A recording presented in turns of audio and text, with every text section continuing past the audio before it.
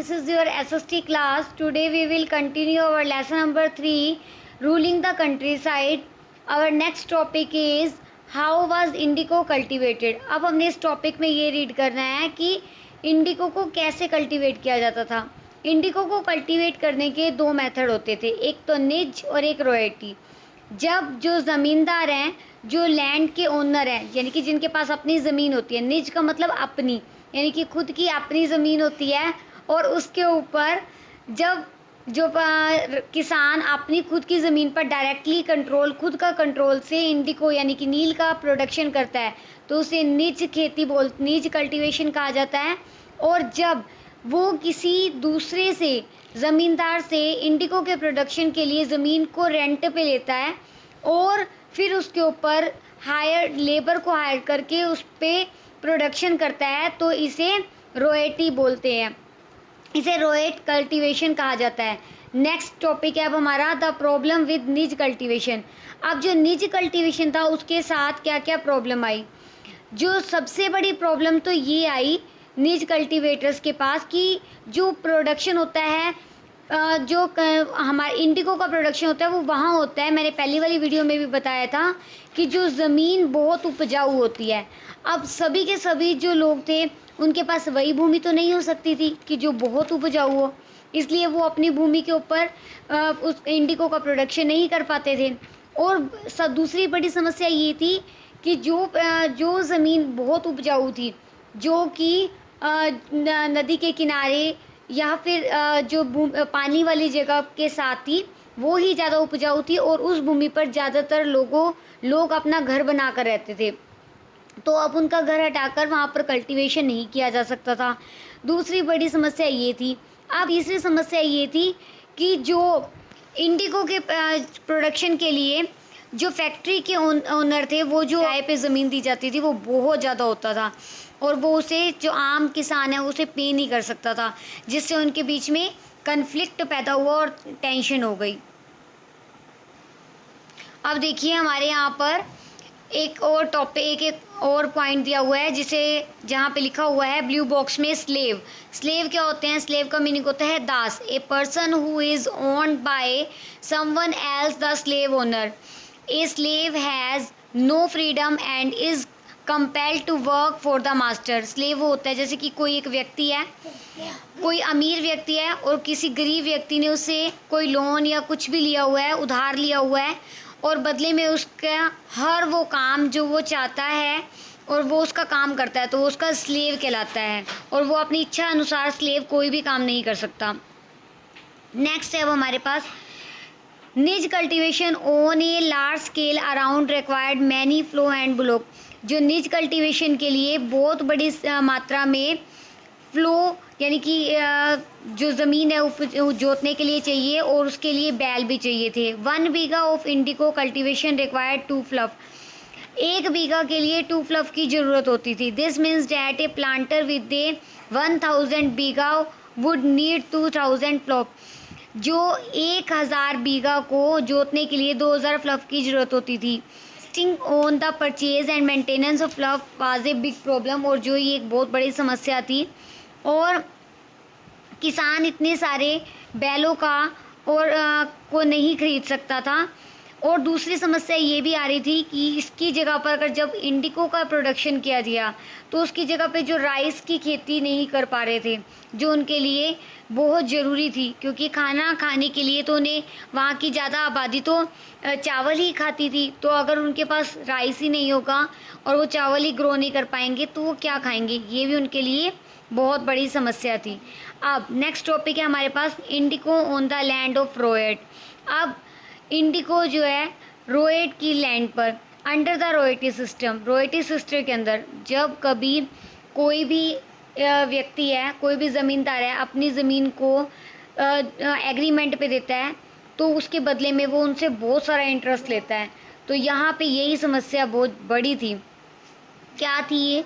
The planter force to ryot to sign a contract and agreement. अगर कोई भी जो व्यक्ति प्लांटर होता था, किसान होता था, उन्हें क्या करना पड़ता था, लोन लेने से पहले या फिर ज़मीन को किराए पर लेने से पहले एक एग्रीमेंट पे साइन करना होता था, और उस एग्रीमेंट के अनुसार जो कॉन्ट्रैक्ट के अंदर उन्हें वो साइन करना पड़ता था कि वो अपनी सारी की सारी जो प्रोडक्शन होगी वो सीधा उन्हें ही बेचेंगे, मार्केट में बेचने नहीं जाएंगे। और उनको बहुत ही कम इसके बदले में पैसे दिए जाते थे, जो बहुत कम थे, और जो उनसे रेट ऑफ इंटरेस्ट लिया जाता था वो बहुत ज़्यादा होता था। जैसे कि अगर उन्होंने कल्टीवेशन की तो उसका सिर्फ 25% ही जो उन्हें मिलता था और बाकी का सारा वे ही ले लेते थे। तो इस तरह से जो प्लांटर थे उनको बहुत प्रॉब्लम आती थी। The planter provide the seeds and the drill while cultivators prepare the soil सोड and seed and look after the crop. अब इतने कम पैसों में वो अपने फसल की ना तो देखभाल कर पाते थे, ना बीजों को बो पाते थे। इस तरह से ये उनके सामने एक बड़ी समस्या थी। देखिए यहाँ पे आपको एक पिक्चर भी दी हुई है, हाउ वाज इंडिको प्रोड्यूस, और इंडिको को कैसे प्रोड्यूस किया जाता था, आप देख सकते हैं इस पिक्चर में दिया भी हुआ है। इसके लिए बहुत केयर की ज़रूरत होती थी। इंडिको को ग्रो करने के लिए इसके पौधे बहुत नाजुक होते थे, जिसकी केयर की बहुत ज़रूरत होती थी। अगर उनकी केयर नहीं की जाती थी तो वो पूरी की पूरी फसल ही ख़राब हो जाती थी।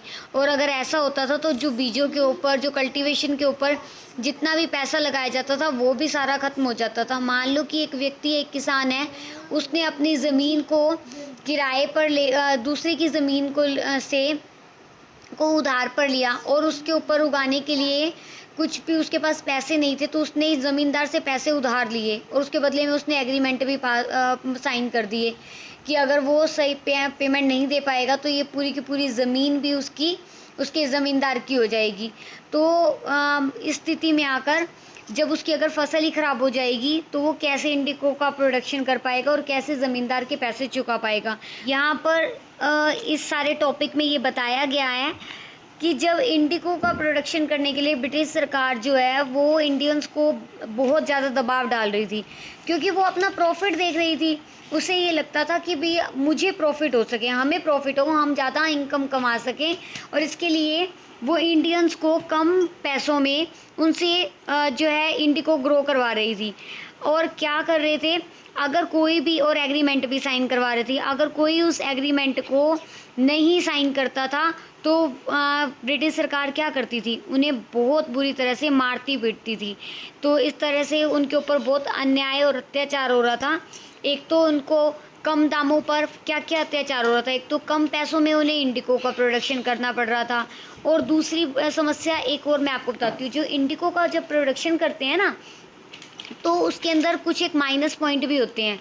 फर्स्ट पॉइंट ये है कि जब इंडिको का प्रोडक्शन किया जाता है तो उसकी जो जड़ें होती हैं ना वो इतनी गहरी होती हैं कि अगर एक बार इंडिको को ग्रो कर दिया जाए उस ज़मीन पर तो दोबारा उस ज़मीन पर कोई भी खेती नहीं की जा सकती। वो ज़मीन बिल्कुल बंजर हो जाती है, यानी कि उसके ऊपर ना तो चावल या दालें कुछ भी ग्रो नहीं कर सकते। तो ये सबसे माइनस पॉइंट था, क्योंकि उनकी एक बार प्रोडक्शन के बाद उनकी ज़मीन बिल्कुल इस लायक ही नहीं होती थी कि वो अपने जो खाने के लिए चावल या दाल का कुछ भी प्रोडक्शन कर सकें। तो ये किसानों के लिए ये भी समस्या थी। दूसरा, एक तो वो प्रोडक्शन कर रहे थे इंडिको का डर से, और उसके बाद उनके ऊपर अत्याचार भी हो रहे थे, उन्हें मारा पीटा भी जा रहा था और उन्हें पैसे भी बहुत कम दिए जा रहे थे। तीसरा, उन्हें एग्रीमेंट पे भी साइन करना पड़ रहा था। तो ये सारी समस्याएं थी उनके सामने, जिससे कि ये सारे के सारे जितने भी पीजेंट थे उनके खिलाफ हो गए थे ब्रिटिश सरकार के।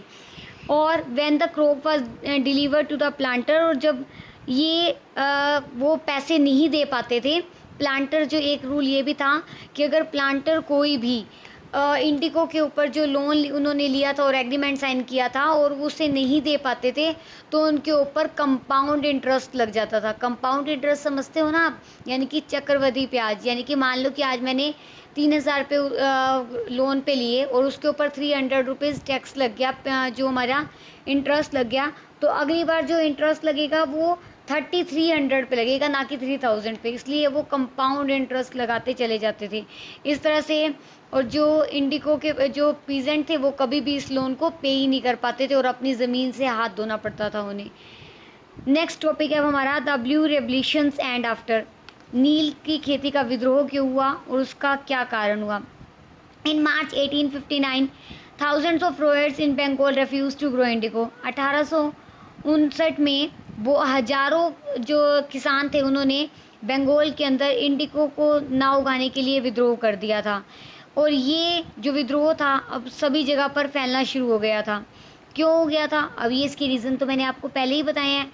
इसलिए अब जो लोग थे वो अपने तलवारों को और जो बोज़ यानी कि एरो वगैरह होते हैं उन सबको लेकर सब के सब अपने साथ लेकर विद्रोह के लिए निकल पड़े। और वुमेन्स भी अपने बर्तन, पैन्स और किचन के जो इम्प्लीमेंट्स होते हैं इन सबको लेकर इस स्ट्रगल के लिए जुड़ गए। Those who work for the planter were socially boycott, जो भी प्लांटर थे उन्होंने इन सब का बायकट किया। इस तरह से सभी के अंदर ये विद्रोह की भावना पैदा हो गई और धीरे धीरे जो ये रेवोल्यूशन एक जगह से दूसरी जगह पर फैलता चला गया। और आखिरकार अब गवर्नमेंट को ये समझ आ गया था कि अब जो प्लांटर हैं उनके खिलाफ हो गए हैं। और प्लांटर का एक बहुत बड़ा हिस्सा है जो हमारे इंडिया के अंदर रहता था। तो उसके बाद आफ्टर द रिवोल्ट ऑफ 1857 1857 के बाद ये एक बहुत बड़ा विद्रोह था जो कि ब्रिटिशर्स के खिलाफ लड़ा गया था। और इसके अंदर क्वीन विक्टोरिया ने डिक्लेयर किया कि अब उन्हें नील की खेती के लिए कोई भी नहीं कहेगा, उनके ऊपर दबाव नहीं डालेगा, क्योंकि इससे विद्रोह अगर ज़्यादा फैल गया तो उन्हें इस इंडिया को छोड़कर जाना पड़ेगा। तो यहाँ पर ये नील की खेती का जो टॉपिक था ये बहुत इम्पोर्टेंट था और मैंने आपको क्लियर कर दिया है। Now our chapter is completed and we will meet in our next topic with a new video. Thank you.